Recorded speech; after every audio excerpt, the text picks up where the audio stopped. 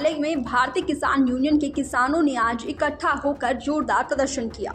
इस प्रदर्शन में किसानों ने अपनी मांग रखी कि किसानों की जमीन पर जो कब्जा किया जा रहा है उनके खिलाफ सख्त से सख्त कार्रवाई की जाए और साथ ही एसडीएम के जरिए मुख्यमंत्री के नाम भी ज्ञापन सौंपा है।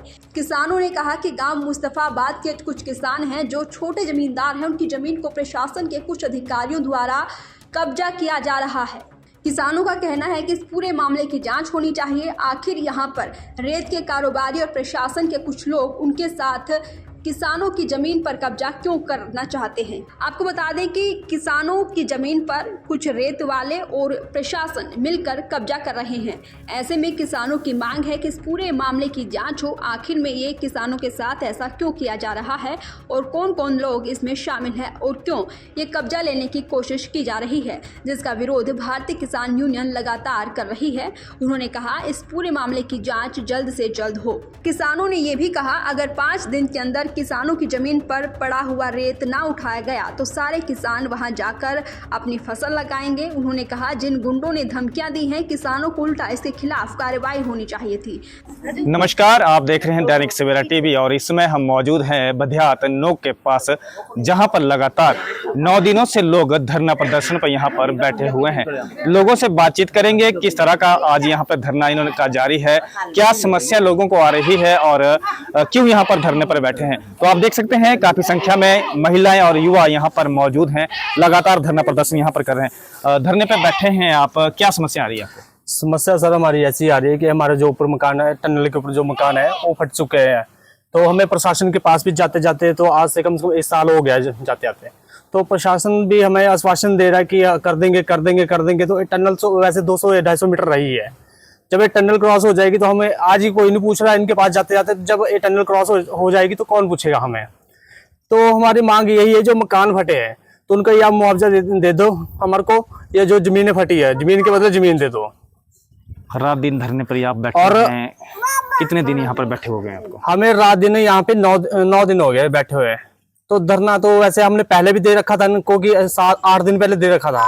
तो पहले एसडीएम साहब थे जो आए थे यहाँ पे, तो उन्होंने आश्वासन दिया हमें कि हम आपका काम कर देंगे 15 दिनों में। तो उन्होंने हमारे को डेट भी दी थी 26 तारीख की। तो उसके पहले हमारे को छुट्टियां पड़ रही थी, सरकारी छुट्टियां पड़ी। तो उन्होंने जब छुट्टियों के बाद बोला कि हाँ भैया सर पे टीम भेजी जाएगी, पर उन्होंने कोई टीम नहीं भेजी। उन्होंने 3 मकानों का लेटर निकाला था, उन्होंने पता नहीं क्या किया क्या नहीं, हमें नहीं पता, और लिख के ले गए यहाँ से। पर उसके बाद वो यहाँ से बदली होगी उनके, फिर नए एसडीएम आए और डीसी भी नए आए। तो इनको पता नहीं था। तो जैसे हम धरने पे बैठे दोबारा, तो एसडीएम साहब आए यहाँ पे, तो उन्होंने बोला कि हम आपका काम कर देंगे, पर अभी हम नए नए बैठे हैं। तो जब हम उठ गए, फिर हमने 1 महीना हो गया हमें यहाँ पे उनको मतलब वेट करते करते कि टीम आएगी, पर कोई टीम वगैरह नहीं आई। फिर हमने उनके पास गए, दोबारा से हमने बातचीत की एसडीएम साहब से। तो हमने बोला कि इसमें टाइम पे टाइम आप हमें देते जा रहे। तो ये टनल तो वैसे कल को क्रॉस हो जाएगी, आज आप हमारी सुनवाई नहीं कर रहे तो कल को क्या सुनवाई करोगे आप। तो हम डीसी के पास गए थे और उनसे हमने लेटर दिया और वार्निंग लेटर लिख के दिया। फिर हम धरने पे जारी बैठे और हमें 9 दिन हो गए आज बैठे हुए। यहाँ प्रशासन एसडीएम साहब आए थे एक बारी, पर उन्होंने मौके पे गए थे, वहाँ पे मकानों पे विजिट भी किया उन्होंने जाके। पर उन्होंने बोला कि ये मकान रहने के लायक नहीं है। उसके बाद उन्होंने माइनिंग ऑफिसर भी भेजे थे और माइनिंग ऑफिसर ने बोलते कि मकान रहने के लायक नहीं है आपके, इसमें कुछ भी खतरा हो सकता है, तो गिर भी सकते हैं मकान।